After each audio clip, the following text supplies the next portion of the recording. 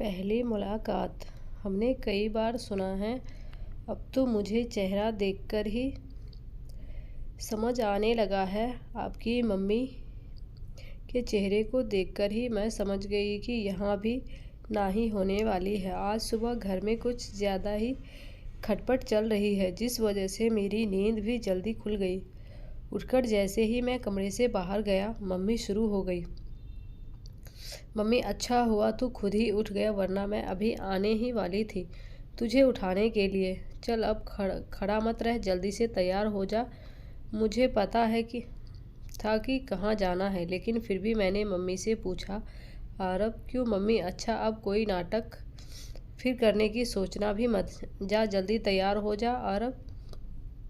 अरे माँ, तुम कैसी बात कर रही हो? पहले लड़की की फ़ोटो मंगवाते हैं, उन्हें अपना भेजते हैं, उसके बाद परिवार वाले मिलते हैं। तुमने देखा है नहीं, किसी ने नहीं देखा और कल से पीछे पड़ी हो। जाना है, वहाँ जाकर हमें अगर कुछ पसंद नहीं आया तो फिर मम्मी। अरे मैं तेरी माँ हूँ और कितनी खूबसूरत लड़कियों की फ़ोटो मंगवाई है, तूने कोई पसंद की? कहीं गया मिलने? और वैसे भी हम तो मामा के यहाँ जा रहे हैं, उनके यहाँ पूजा में, वहाँ वो भी आएंगे। मामा ने देखा है और अभी हम लोग कोई लड़की देखने या रिश्ते की बात करने नहीं जा रहे, बस देख लेंगे, पसंद आया तो सोचेंगे। मामा करीब 50 किलोमीटर दूर रहते हैं। मामा ने गांव में अच्छा सा घर बनाया है नया, उसी के गृह प्रवेश की पूजा है। मेरे घर में मेरी 2 बहनें हैं, एक मुझसे छोटी और एक बड़ी। बड़ी दीदी की शादी हो गई, अब माँ को जल्दी है मेरी शादी की, इसलिए जहाँ भी जाती उनकी नज़रें ढूंढती रहती है अपनी बहू। तैयार होकर हम सब लोग अपनी कार में बैठकर निकल गए। मामा के घर करीब 2 घंटे में हम पहुंच गए। लड़कियों के मामले में थोड़ा शर्मीला हूँ मैं, जब भी ऐसी किसी जगह जाता हूँ तो नर्वस हो ही जाता हूँ।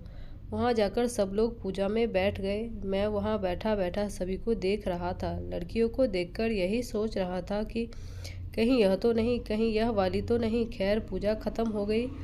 मैं कुछ काम से बाहर गया, वापस करीब 1 घंटे में आया। तब तक कुछ बात नहीं थी, सभी मेहमान भी खाना खा चुके थे। मम्मी मेरे पास आई और कहा, मम्मी खाना खा ले, फिर निकलते हैं।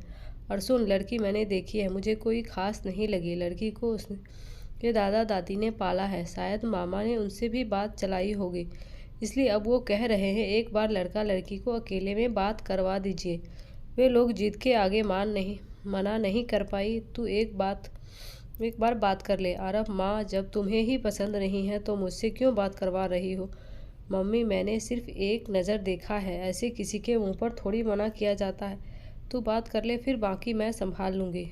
मैं घर के बाहर एक गार्डन में बेंच पर बैठा। माँ ने कहा कि यूँ यहीं बैठ, मैं उसे यहीं भेजती हूँ। मैं वहीं बैठा रहा और अपने फ़ोन में झांकता रहा। थोड़ी देर में वो आई और आकर कहा, रचना। हेलो। मैंने अपना मुंह ऊपर किया। एक सिंपल सी, थोड़ी सांवली सी लड़की थी। चेहरे पर कोई मेकअप नहीं था, कोई खुशी या नर्वसनेस। शायद उसे भी पता नहीं था कि उसे लड़का दिखाया जाने वाला है। मैंने खड़े होकर उसे हेलो कहा और बैठने को कहा। अब हम दोनों एक ही बेंच पर थोड़ी दूरी पर बैठे थे। करीब 5 मिनट हो गए थे मैंने उसे देखा। उसने एक भी बार मेरी तरफ देखा नहीं, ना ही कुछ बात की। 8 मिनट की चुप्पी के बाद वो बोली, रचना, अच्छा ठीक है, अब चलते हैं, लेकिन आप लोग अभी या तो फिर घर पहुंचकर जवाब दे ही देना, क्योंकि दादा दादी फिर आस लगा लेते हैं। अरब मतलब? रचना, बताते देखते हैं, अभी उनसे पूछना है, उनको दिखाना है। ऐसे जवाब देने से अच्छा है आप लोग सीधे ना कहना, वो ज़्यादा अच्छा है। मैं कुछ समय के लिए सोच में पड़ गया। वो लड़की शायद बहुत बार रिजेक्शन झेल चुकी थी, अब उसे उम्मीद नहीं थी कि कोई उसे पसंद करेगा। पता नहीं मुझे थोड़ी हिम्मत कहाँ से आ गई, मेरा उससे बात करने का मन किया। मैंने कहा, आरब, पर आपको ऐसा क्यों लगता है कि मना करूँगा?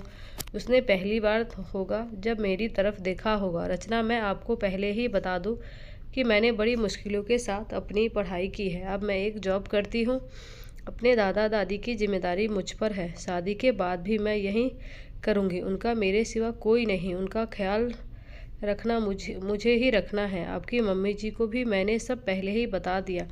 मैं कई बार रिजेक्ट हुई हूँ, अब मुझे पता चल गया है ना, कहने वाले चेहरे किस तरह के दिखाई देते हैं। उनके चेहरे को देखकर ही समझ गई कि यहाँ भी वही होने वाला है, इसलिए मैंने आपसे कहा कि जो भी हो साफ साफ कहिएगा। आरब आपकी तरह रचना इतना कहकर कहीं उठी।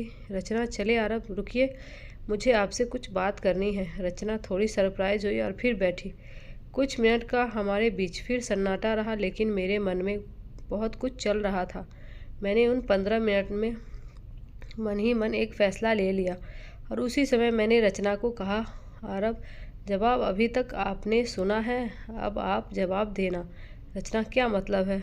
आरब, मतलब आप बताना कि आप मुझे पसंद करती है, मुझसे शादी करना चाहती है या नहीं, और हाँ, साफ साफ जैसे अभी बात की वैसे ही जवाब देना। रचना के चेहरे का रंग बदलने लगा।